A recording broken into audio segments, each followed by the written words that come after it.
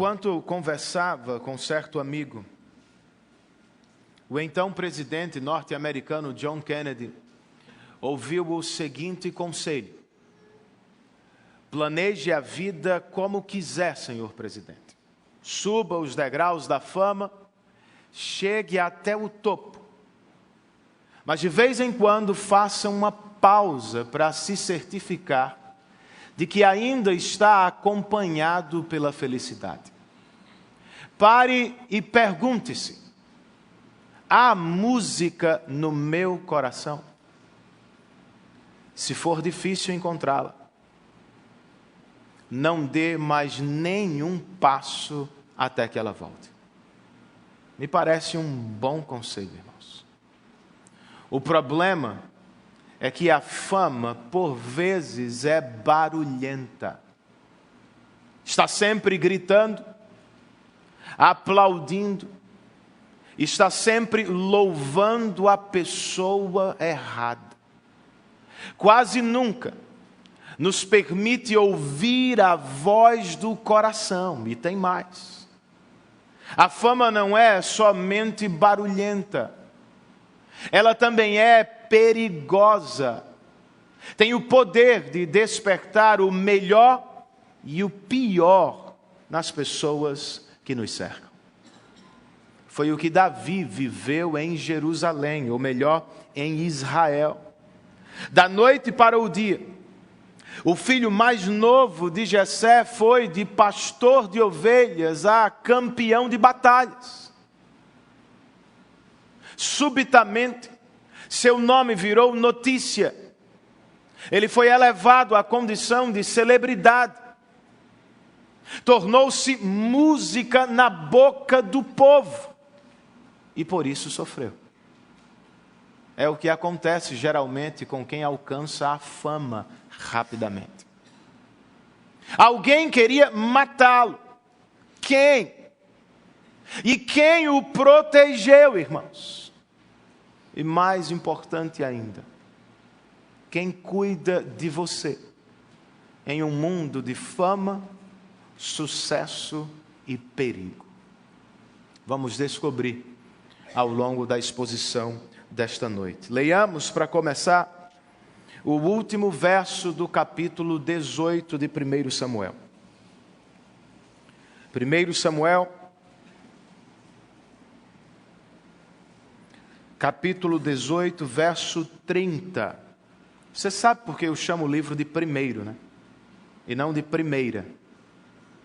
Porque nós o tratamos por livro e não por carta. As cartas de Paulo nós chamamos de primeira carta aos Coríntios. Primeira epístola a Timóteo. Aqui é um livro. Então, por isso, 1 Samuel. Não sei se precisava do comentário, mas já fiz. Então, leiamos o verso 30. O texto inspirado nos diz: os comandantes filisteus continuaram saindo para a batalha. E todas as vezes que o faziam, Davi tinha mais habilidade do que os outros oficiais de Saul. E assim tornou-se ainda mais famoso. Vamos orar? Senhor, nós te rogamos por assistência do Teu Espírito.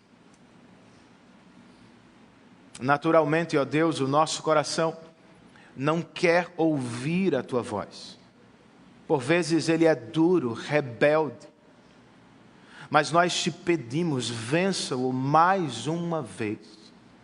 Glorifique o nome de Jesus Cristo entre nós, ó Espírito. E assiste-nos enquanto ouvimos a Tua palavra. É o que nós te pedimos em nome dEle e para a glória dEle. Amém.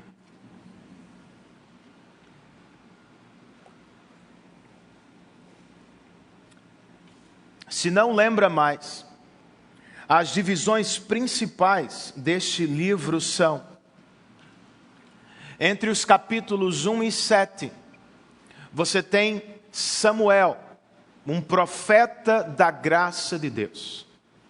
Entre o capítulo 8 e o 14, você tem Saul, um rei no lugar de Deus.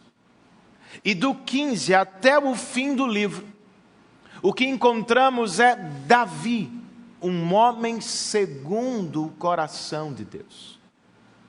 Depois de estudar as 2 primeiras sessões e de começar a terceira, nós estamos prontos para retomar a exposição de onde paramos ano passado.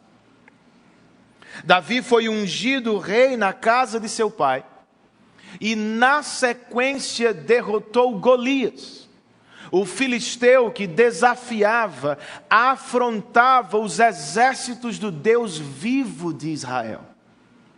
A queda do gigante, irmãos, fez mais do que abalar o chão. Ela mudou para sempre a vida de Davi. De repente todos o notam. Muitos o louvam e alguns o odeiam por isso. É o que a fama faz. Ela faz barulho, mas geralmente é perigosa e Deus sabe disso. E o melhor, Deus cuida de seus filhos em meio aos perigos deste mundo. Como Ele o faz? Vamos aprender sobre o cuidado de Deus com esses 2 capítulos de 1 Samuel. Comecemos com a inveja do rei, verso 1 do capítulo 18.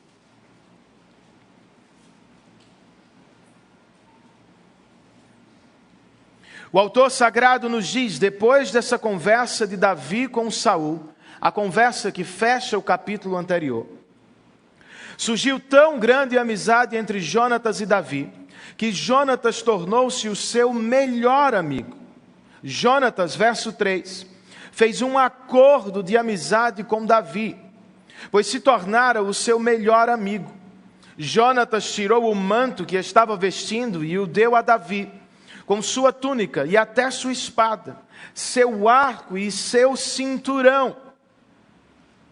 Pode não parecer grande coisa para você, mas o que temos aqui, irmãos, é pura obra de Deus. Se seguisse o curso natural das coisas, Jonatas teria matado Davi e não o amado. Se fosse igual aos outros príncipes da época, ele teria eliminado Davi o quanto antes, pois Davi era um rival que surgia para tomar o seu trono. Não foi o que fez, irmãos. Não sei exatamente como, mas Jonatas tomou conhecimento do que Deus estava fazendo. Ele percebeu de alguma maneira que a mão de Deus estava sobre Davi. Ele ficou sabendo que Davi era o rei prometido do Senhor. E de maneira espantosa e humilde, tirou as próprias vestes reais e as entregou a Davi, como que dizendo: isto não me pertence. O trono de Israel é teu. Só Deus pode fazer isso. Saul não agiu da mesma maneira. O texto sagrado nos conta no verso 6 que, quando os soldados voltavam para casa, depois que Davi matou o filisteu, as mulheres saíram de todas as cidades de Israel ao encontro do rei Saul com cânticos e danças, com tamborins, com músicas alegres e instrumentos de 3 cordas. As mulheres dançavam e cantavam: Saul matou milhares e Davi dezenas de milhares. Saul ficou muito irritado com esse refrão e, aborrecido, disse: atribuíram a Davi dezenas de milhares, mas a mim apenas milhares. O que mais lhe falta senão o reino? E o autor sagrado acrescenta no verso 9, daí em diante: Saul olhava com inveja para Davi.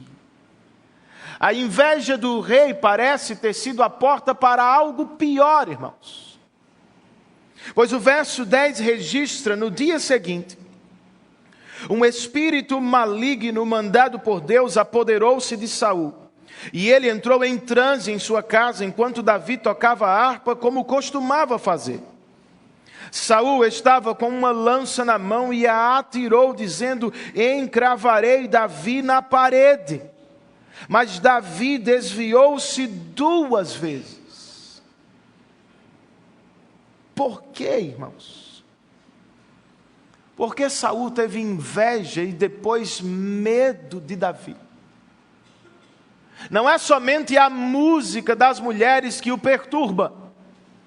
E a propósito, talvez tenha sido um movimento político errado. Cantar ao rei sobre outra pessoa.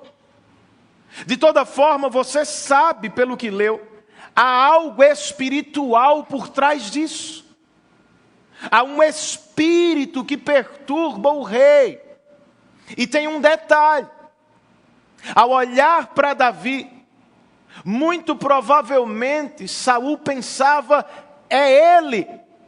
Este é o jovem sobre quem Samuel profetizou, dizendo: vem aí um rei melhor do que você. É o que encontramos no verso 12, irmãos. Leiamos. Saul tinha medo de Davi. Por quê? Porque o Senhor o havia abandonado e agora estava com Davi. Por isso ele afastou Davi de sua presença e deu-lhe o comando de uma tropa de 1000 soldados, que Davi conduzia em suas campanhas. E ele, Davi, tinha êxito em tudo o que fazia, pois o Senhor estava com ele. E vendo isso, Saul teve muito medo dele. Todo Israel e todo Judá, porém, gostavam de Davi, pois ele os conduzia em suas batalhas. Essa é a questão, irmãos. Deus estava com Davi. Abençoava o jovem em tudo o que ele fazia. Queridos, o nosso Deus não mudou. Continua o mesmo.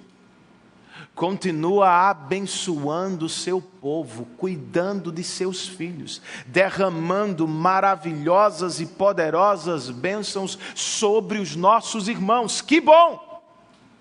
Louvado seja o Senhor por isso. É o que deveríamos dizer sempre. Mas não é o que acontece sempre, é? Com quem você se parece mais? Com Jonatas? Ou com Saul? Saul, como lemos, é invejoso, perigoso e está perturbado do juízo. Ah, Renan, esse não é o meu retrato, você tem certeza? Então me diga, meu irmão, por que não conseguimos fazer festa para celebrar as conquistas do Davi que mora ao lado, do Davi com quem congregamos? Por que tão rapidamente ficamos tristes quando ouvimos elogios na direção de outras pessoas no nosso departamento? Porque não é tão simples se alegrar com a vitória do irmão, do colega, do amigo. A resposta é simples. Somos pecadores. Embora salvos, ainda não estamos totalmente livres do espírito da inveja. Por isso, se você o sente de vez em quando, se o percebe domando o seu coração e os seus pensamentos, leve a questão imediatamente a Deus, antes que ela se torne uma perturbação, antes que comece a atirar lanças na direção errada. Quantas pessoas não vivem o mesmo quadro de Saul? Perturbadas, andando de um lado para o outro, enquanto alimentam o ciúme doentio, o rancor destruidor, a competição desleal. Quando não aguentam mais, elas explodem, atiram, desferem golpes, lançam a munição que está guardada no coração e acabam ferindo cônjuges, filhos e amigos. Não dê ouvidos ao Saul que habita em você. Não siga o seu conselho. Não ande em seus passos. Leve-o a Deus nesta noite e mate-o para a glória de Deus e para o seu bem. Ore ao Senhor, livra-me deste espírito invejoso. Faz de mim, Senhor, me permita ser menos parecido com Saul e mais parecido com Jonatas. Jonatas tinha tudo, irmãos, para odiar Davi, para se tornar invejoso, perigoso, pois Davi, outra vez, era uma ameaça ao seu trono. Mas, diferentemente de seu pai, este príncipe não está possuído por reinos e poderes humanos. O que mais lhe interessa são o reino e o nome de Deus. Pouco lhe importa quem é melhor, maior. Para Jonatas, a questão é: os dois são servos de um grande e poderoso Deus. Tá bom. É isso, meu irmão. Você não precisa ser o melhor sempre. Eu não preciso ser o maior no que faço. Nós somos todos servos de um grande e bom Deus.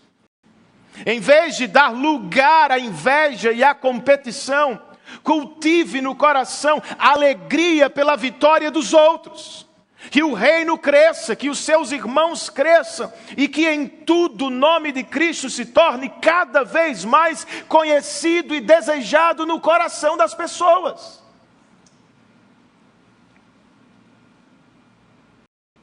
Seja você parecido com Jonatas. Como deve ter sido bom para Davi, irmãos, ao início de uma caminhada tão difícil, perceber que ele tinha um verdadeiro amigo.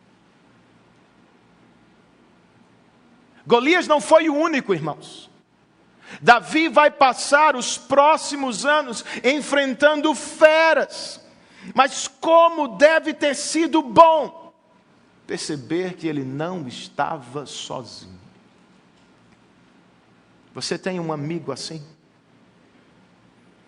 Você é amigo assim para alguém nesta igreja? Amizade, irmãos, algo que foi tão valorizado no passado, está em falta nos nossos dias. Nós temos colegas de trabalho, nós temos familiares com quem vivemos, temos até terapeutas que nos escutam quando pagamos. Mas amigos de verdade, talvez nós não tenhamos muitos. E perceba algo. Veja o que é a amizade à luz da palavra de Deus minimamente. Não é apenas uma questão de sentimento. Eu gosto dele, eu gosto dela. Davi gostou de Jonatas e Jonatas gostava de Davi. Havia, obviamente, uma ligação emocional, mas eles fizeram algo. Eles assumiram uma aliança, irmãos. A NVI chama de acordo de amizade. Mas é uma aliança de amizade. Dizem os estudiosos que eles passaram entre animais que estavam partidos ao meio. E com isso estavam dizendo que o Senhor nos mate, caso sejamos desleais um para com o outro. Era um compromisso de ajudar um ao outro. de aconselhar um ao outro, de falar a verdade um ao outro. Você tem alguém assim? C.S. Lewis, em um livro que eu coloquei no nosso boletim, diz que quem tem amigos assim, pode se dizer amado por Deus. Procuremos amizades que glorificam a Deus, irmãos, que promovem o nosso maior bem espiritual. Foi o que Davi recebeu. O rei de Israel, porém, deu lugar à inveja. E ele fez mais. Na sequência do capítulo 18, Saul bolou um plano contra Davi. Qual foi o plano, irmãos? Verso 17.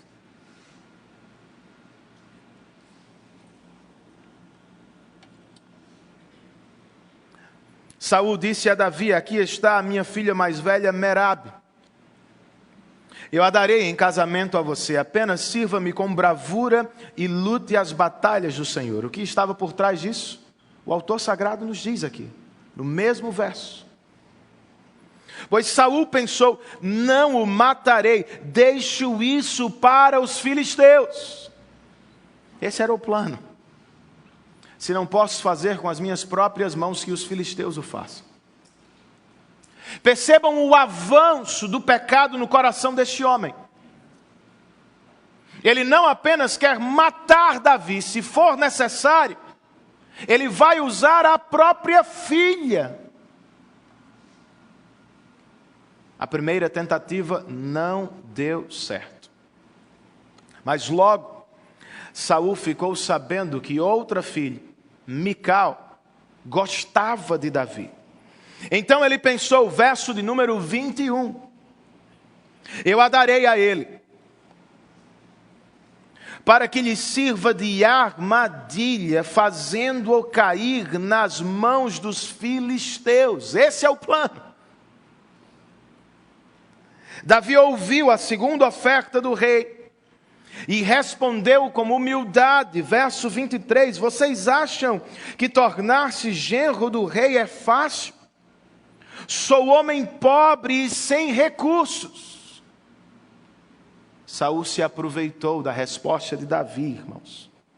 E no verso de número 25, ordenou que dissessem a Davi: o rei não quer outro preço pela noiva, além de 100 prepúcios de filisteus, para vingar-se de seus amigos.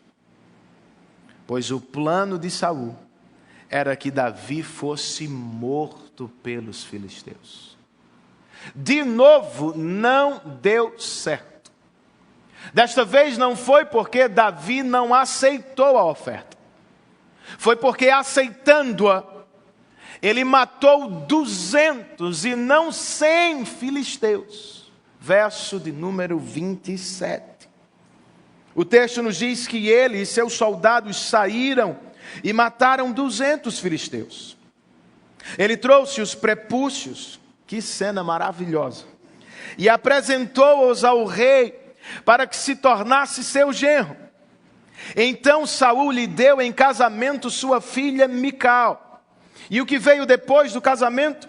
Versos 28, 29 e 30, quando Saul viu claramente que o Senhor estava com Davi, e que sua filha Mical o amava, temeu-o ainda mais e continuou seu inimigo pelo resto de sua vida. Os comandantes filisteus continuaram saindo para a batalha. E todas as vezes que o faziam, Davi tinha mais habilidade do que os outros oficiais de Saul. E assim tornou-se ainda mais famoso. Em outras palavras, irmãos, o autor sagrado está dizendo: Saul não conseguiu matar Davi. Todo mundo gosta dele. Até a própria filha do rei.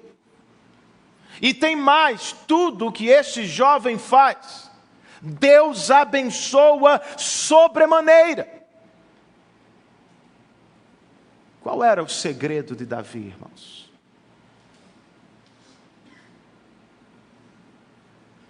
Saul suspeitou antes, Deus está com ele. Aqui ele viu claramente, o Senhor está com Davi. Mais cedo, o próprio autor sagrado nos disse a mesma coisa. Em tudo o que fazia, Davi tinha bom êxito, pois o Senhor estava com ele. O segredo de Davi é Deus. E a pergunta é: podemos desfrutar do mesmo? É legítimo buscar, desejar a prosperidade que vemos neste texto? É, irmãos. O Salmo 1, por exemplo, diz de todo bom crente, tudo o que ele faz, prospera. E o próprio Senhor Jesus nos prometeu: se alguém permanecer em mim e eu nele, esse dará muito fruto. Isso é prosperidade, de alguma forma. Mas será que estamos falando meramente de riqueza material? Será que todos aqui vão ficar ricos, como a teologia da prosperidade promete, ensina, prega? Nossa resposta não precisa ser simplista, do tipo absolutamente não. Com tranquilidade você pode dizer: depende dele. Se nos planos do Senhor me fazer prosperar materialmente vai levar ao crescimento do reino, que assim seja. É possível que Deus o faça, mas com ainda maior tranquilidade no coração. Você também deve dizer: não é tão importante.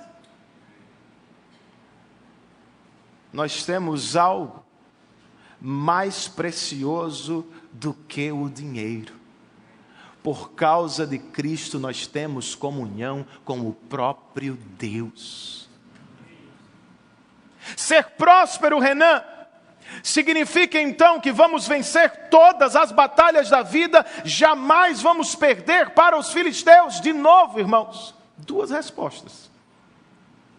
Você vai vencer todas as batalhas que assim o Senhor desejar. Não há problema com isso, desde que seja para a glória dele e para o seu bem. Mas você também vai perder. Eu também vou perder. Mas se estamos em Cristo, mesmo quando perdemos para a doença, para as crises e para as competições desleais deste mundo, nós ainda estamos vencendo, irmãos. Pois diz Paulo aos Romanos: todas as coisas cooperam para o bem daqueles que amam a Deus. Prosperidade, portanto, não diz respeito apenas ao muito ou pouco que tem. Pode ser uma coisa ou outra. Prosperidade, irmãos, nos termos da palavra, é ter Deus em todo o tempo da sua vida. Na riqueza e na pobreza. Na saúde e na doença. Nas vitórias e nas derrotas. Deus está com o seu povo. Isso é prosperidade, irmãos. É o que você tem. Agora, e se o Senhor, em seus planos, resolver abençoá-lo materialmente? Ele pode fazer. E se ele decidir abençoar sua carreira profissional, o seu esforço, o seu estudo, o meu ministério, o nosso ministério, e se de repente você se tornar grande, conhecido, famoso, qual deve ser sua resposta? Minha? Humildade, irmãos. Quando recebeu a oferta do rei, Davi não disse: eu estou pronto, eu sou o cara, eu consigo. Não. Ele disse: quem sou eu? E o que é a família do meu pai? para que eu me torne genro do rei de Israel. Isso é humildade, irmãos. Se chegou lá, se Deus lhe abriu portas, lhe permitiu altos cargos, situação estável, uma boa posição, para a sua própria proteção, se lembre dos seus pequenos começos, humildes começos. Nem sempre você esteve onde está. Nem sempre teve o que tem. Você é o que é pela graça de Deus. Foi Ele quem o trouxe até aqui. É Ele quem nos sustenta de pé, irmãos.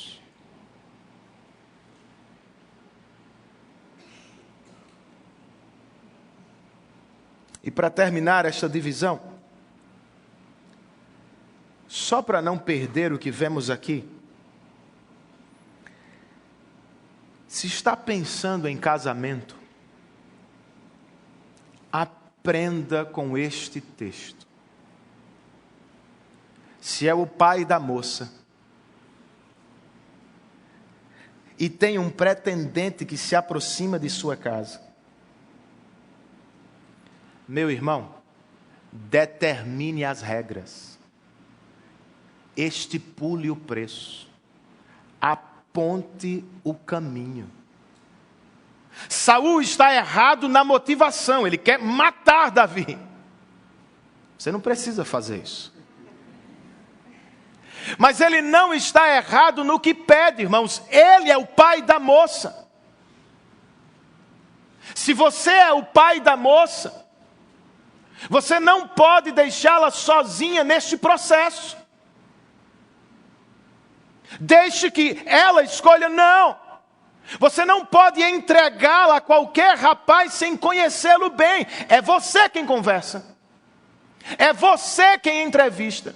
E é você quem aprova ou desaprova.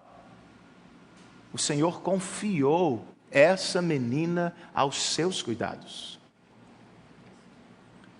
Mas se você é o pretendente, imite este jovem piedoso chamado Davi.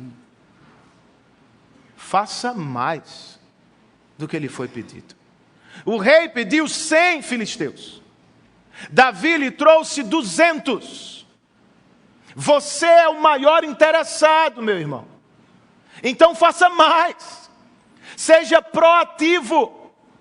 Apresente-se para o serviço, faça o que estiver ao seu alcance para gerar confiança no coração do seu provável sogro.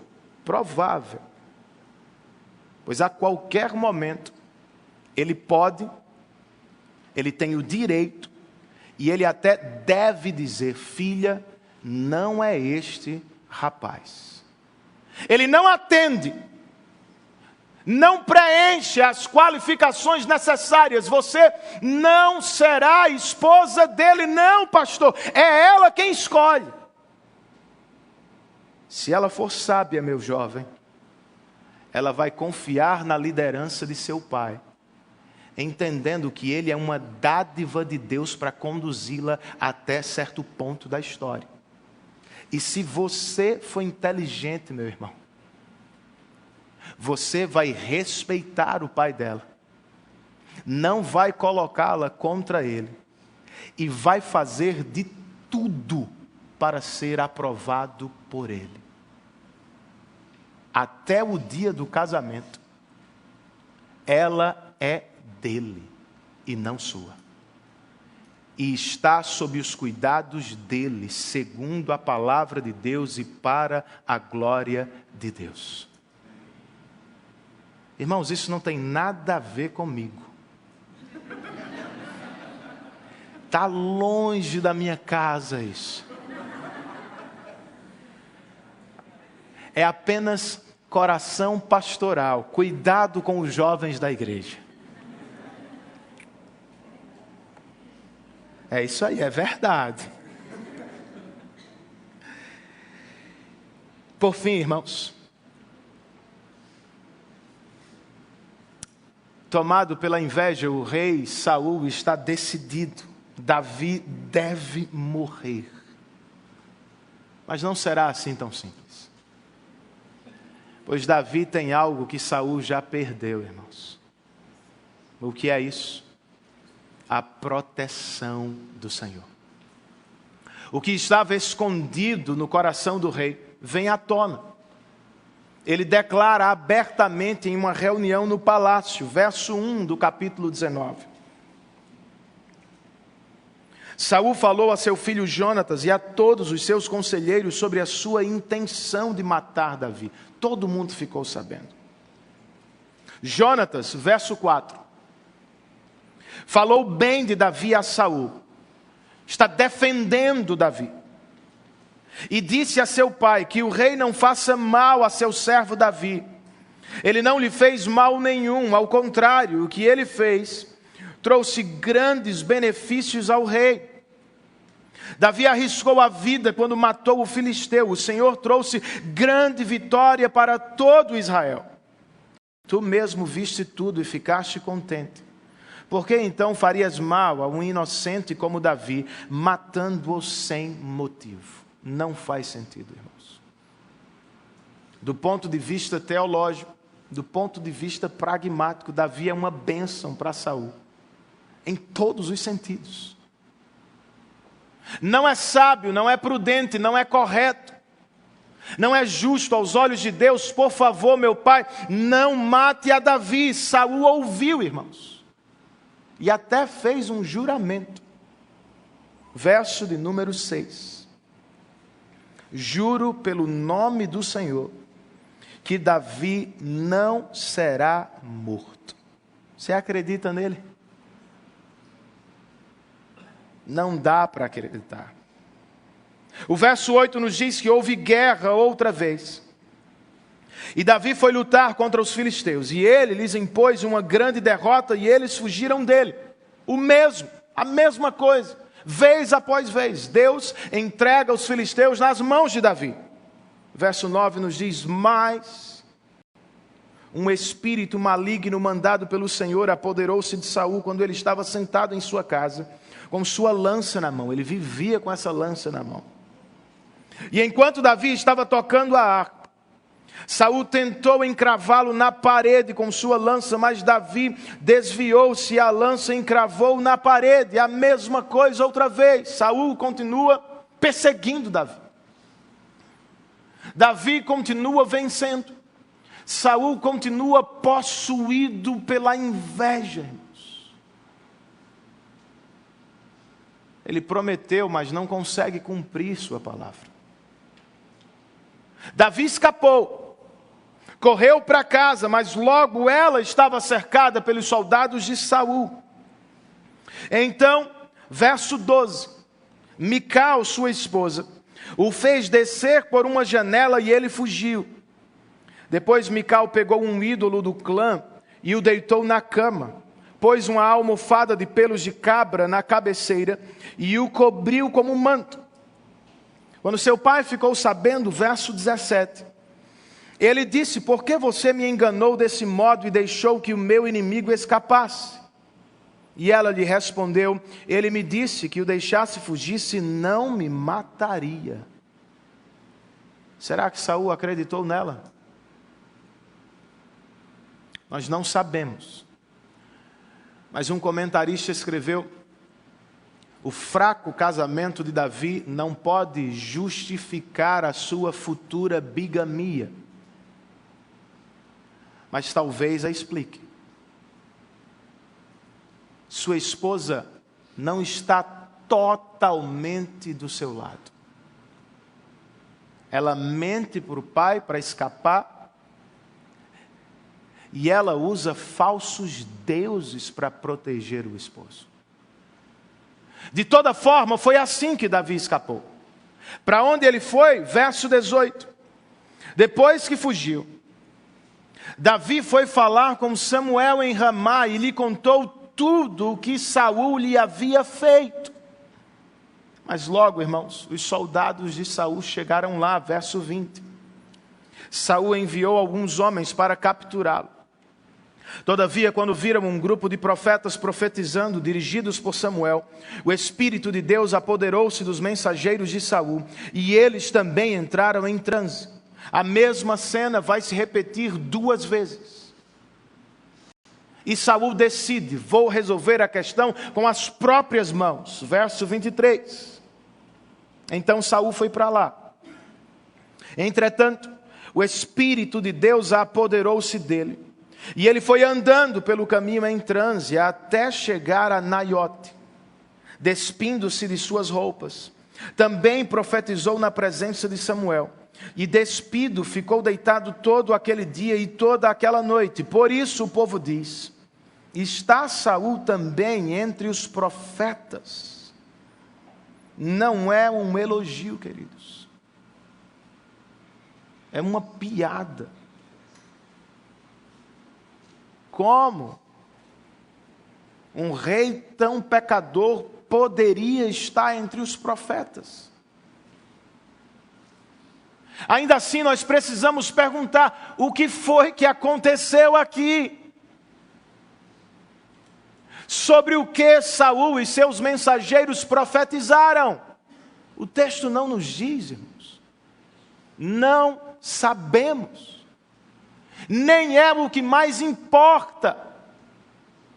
O mais importante aqui é a proteção de Deus. Saul, momentaneamente, na verdade, nunca poderá matar Davi. Pois Davi conta com o amor de Jonatas, a ajuda de Mical. E principalmente Davi conta com a proteção de Deus. Não dá. O Espírito Santo pode dobrar o homem mais poderoso de Israel, deixando-o sem roupas. Não há o que fazer diante dele. Na verdade há, irmãos. O texto espera de cada um de nós uma resposta. Qual será a sua? Para sugerir algumas possibilidades, me permita usar os personagens principais deste capítulo. Por exemplo, se está entre 2 pessoas em conflito, seja como Jonatas. Aconselhe-as sabiamente. Se são crentes, chame-os para uma conversa teológica. Não foi o que Jonatas fez com seu pai? Não mate a Davi, pois através dele Deus fez coisas poderosas em Israel. Chame as pessoas para ouvir a palavra. Porque estão em confusão quando deveriam estar em gratidão. Resolvemos conflitos ouvindo a voz de Deus, irmãos. Solucionamos conflitos entre cristãos chamando-os para a voz de Deus. O mais importante não é o que você fez, o que você deixou de fazer, o que você sabe, o que você não sabe. O mais importante é o que Deus fez por nós em Cristo. Fale menos de suas virtudes e do que você acha que faz de certo no casamento. Fale menos dos defeitos dele, dos pecados dela. E juntem-se para falar mais do que Deus fez por vocês, pecadores, em Cristo Jesus. Se está para casar, outra vez a questão do casamento, está na minha cabeça. Tenha cuidado com Mical. Eu não sei se você notou. Ela é uma israelita que guarda falsos deuses na própria casa. Que história é essa? Você tem certeza que conhece o namorado? A namorada? tem certeza que o coração dele ou dela é totalmente voltado para Deus? Que não está dividido entre falsos deuses? Ela precisa mentir para garantir alguma coisa? Ele precisa mentir para fugir do sofrimento? Você o pega fazendo isso? Você percebe que ela anda neste caminho? Ah, Renan, eu não posso perscrutar o coração de seu ninguém, eu sei disso. Mas você deve observar o que sai dele constantemente. Palavras, atitudes,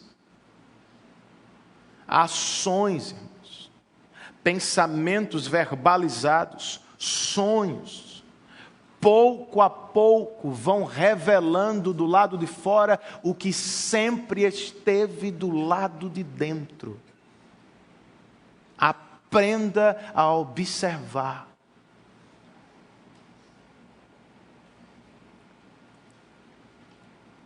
E aqui vai, eu acho que um bom conselho para os jovens da nossa igreja. Sejam bons amigos, muito antes de se tornarem namorados. Observem agora, conheçam agora, tire tempo para notar, anotar, perceber, admirar, se afastar, se aproximar, antes mesmo de qualquer envolvimento emocional. Depois do envolvimento, tudo fica mais difícil. Você não consegue ver tudo tão claramente. Então faça-o agora. E se está em perigo, como Davi estava, corra para Deus. Ele tentou Jonatas, recebeu alguma ajuda de Mical, irmãos. Mas em dado momento ele percebeu no íntimo do coração, ninguém podia livrá-lo das mãos do rei. Por isso ele correu para Samuel. Ao procurar o profeta, Davi estava procurando o próprio Deus. Faça isso. Em momentos de perturbação, procure o seu Deus. Não só procure amigos, procure o Senhor. Vez por outra você vai dizer, mas ele não me atendeu, fulana não pôde me atender, eu sei. No entanto, você também sabe, as portas da sala do trono do seu Deus, por causa de Cristo, estão sempre abertas. Por que não entramos mais vezes? Ah, eu bati a porta de fulano, eu fui à casa de Beltrano, não os encontrei lá, eu sei. Faça como Davi, corra para a casa do Senhor. Não sei se você percebeu, mas Davi foi protegido em uma espécie de culto. Havia profetas que, sob a direção de Samuel, profetizavam a palavra uns aos outros. Era pregação, irmãos. A maior proteção do povo de Deus chama-se a adoração do Senhor. Ouvindo a palavra de Deus ministrada no poder do Espírito, os nossos inimigos batem em retirada. Nossos temores caem por terra. Satanás foge do Deus a quem servimos. Enquanto você canta, eu adoro as maravilhosas verdades da palavra de Deus. Nossas mentes são tomadas por realidades maiores. Nossos corações são tomados pela esperança do Evangelho. De repente os problemas diminuem. As situações só são situações. E o Deus a quem servimos se torna cada vez maior. Este é o Deus a quem adoramos. Não corra para longe dele. Corra para perto dele. Não espere sentir vontade para cultuar. venha adorar a Deus, sabendo que Ele vai encontrá-lo por meio de sua palavra. E para terminar, irmãos, se você é Saul, ou seja, se sabe que está em pecado contra Deus, se arrependa nesta noite. O que Deus fez aqui, claramente é um sinal de sua graça para Davi. Por meio de seu Espírito, Deus estava dizendo: Davi, você só está começando o ministério, mas tenha certeza, você nunca estará sozinho. Louvado seja o Senhor por isso, irmãos. Mas o que Deus fez aqui com Saul, também parece um sinal de sua graça para o rei. Era como se o Senhor estivesse dizendo: Saul, se arrependa, dobre-se, receba o rei que eu tenho para o meu povo. Mas ele não consegue, irmãos. Embora tenha prometido: não vou matar Davi, ele não consegue. Seu coração está escravizado ao pecado. Sua mente está sob a influência de um espírito maligno. Será que é como você também tem vivido? Você até quer ser melhor, mas não consegue. Você gostaria de ser mais justo no trabalho, de ser fiel à sua família, de ser um crente mais piedoso, mas constantemente você se percebe perdendo para o pecado. É como chegou a este culto. Então aproveite a rica oportunidade que tem. Renan, as coisas estão dando errado para mim. Se você está em pecado e as coisas não vão bem, sinta-se agraciado. Se estivessem dando ou indo tão bem, seria um sinal terrível da parte de Deus, pois Paulo diz aos Romanos que o Senhor abandona alguns pecadores à sua própria sorte, permitindo-os sucesso em seus caminhos. Mas há aqueles com quem Ele tem negócios de salvação, o Senhor fecha portas, o Senhor disciplina, o Senhor chama a atenção. Se é o que você está vivendo, os negócios não vão bem, sua mente não está bem, sua família não vai bem, você sabe que está em pecado, aproveite a oportunidade. Veja o sinal da graça de Deus. Para Saul, libertar-se da prisão do pecado era render-se ao rei apontado por Deus, Davi. Para você, é sair do trono do coração e entregá-lo por inteiro àquele que é o verdadeiro rei do universo, Jesus. É abandonar a ideia de controlar a própria vida,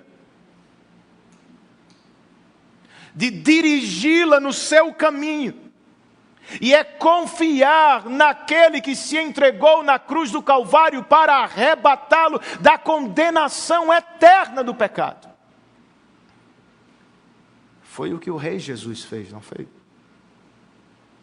Como sacrifício puro, irmãos, perfeito, de uma vez por todas, ele derrotou o pecado, a morte e o diabo. Você precisa dele. Mas para isso deve se render ao senhorio e à salvação dele. Se o fizer, ele vai libertá-lo da condenação eterna, do inferno.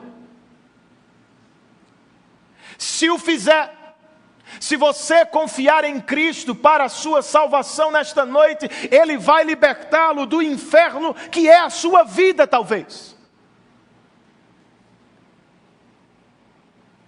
Ele vai tirá-lo dos vícios, vai purificar a sua mente, vai limpar o seu coração, vai torná-lo alguém melhor para a glória dele e para o bem das pessoas com quem você vive. Não endureça o coração, se o Espírito estiver lhe falando nesta noite.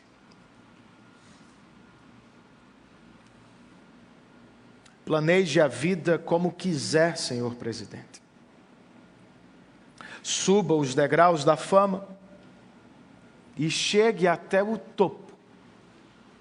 Mas de vez em quando, faça uma pausa para se certificar de que ainda está acompanhado pela felicidade. Pergunte se há música no meu coração. Se for difícil encontrá-la, não siga adiante. Não dê mais nenhum passo até que ela volte. Você gostou desse conselho? Então responda. Se não consegue ouvir a música do Evangelho, se não se pega constantemente cantando a graça do Evangelho, se sua mente não se volta para o Evangelho, se o seu coração parece distante dele, pare tudo e clame ao Senhor por restauração, por arrependimento genuíno, por salvação. Pois não há alegria verdadeira, irmãos, sem comunhão com Deus. Deus nos fez para Ele. Por isso, disse Agostinho há muito tempo, só nele encontramos verdadeira paz.